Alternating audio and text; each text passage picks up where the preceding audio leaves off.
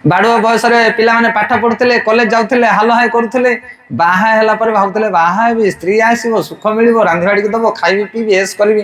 ବାହା ହେଲା ପରେ ସୁଖ ନା ଦୁଃଖ? ହରିବଲ। ତାପରେ ପୁଅ ଝିଅ ଯଦି ନହେଲା ଏଇ ମନ୍ଦିରକୁ ଯା, ସେଇ ମନ୍ଦିରକୁ ଯା, ବାର ଓଷା করে, ବ୍ରତ করে, କେମିତି ପୁଅ ଝିଅଟେ? ଆରେ ପୁଅ ଝିଅ ହେଲା ପରେ କଣ ସୁଖ ବଢିଯିବ କି? ହରିବଲ, ଟେନସନ ବଢିବ। ପୁଅ ଝିଅ ଜନ୍ମ ହେଲା ପରେ ତମେ କହ ବାହା କରିଦିଅନ୍ତି ପୁଅ ଝିଅ ଯାକୁ, ଜଞ୍ଜାଳ ପଳନ୍ତା। ବାହା ହେଲା ପରେ ସୁଖ? ହରିବଲ।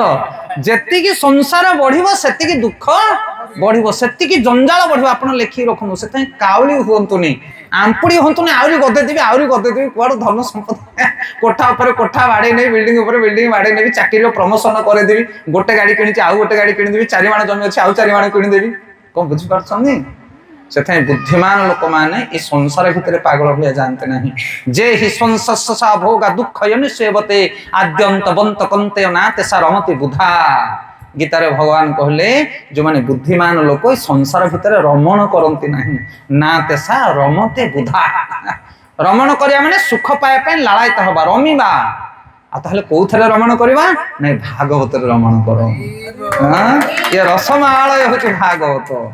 কৃষ্ণ নামରେ রমণ কর, কৃষ্ণ সেবারে রমণ কর, অপর্যাপ্ত আনন্দ মিলিব আপনাকে। আর সংসার যেতিকি বঢ়িব দুঃখ সেতিকি বঢ়িব, ভক্তি যেতিকি বঢ়িব আনন্দ সেতিকি বঢ়িব। রসমালয়ম সিয়ে আনন্দ অম্বুধি বর্ধনম প্রতিপদ পূর্ণামৃত স্বাদনম সর্বাত্ম সম্পন্ন পরম বিজয়তে শ্রীকৃষ্ণ সংকীর্তনম।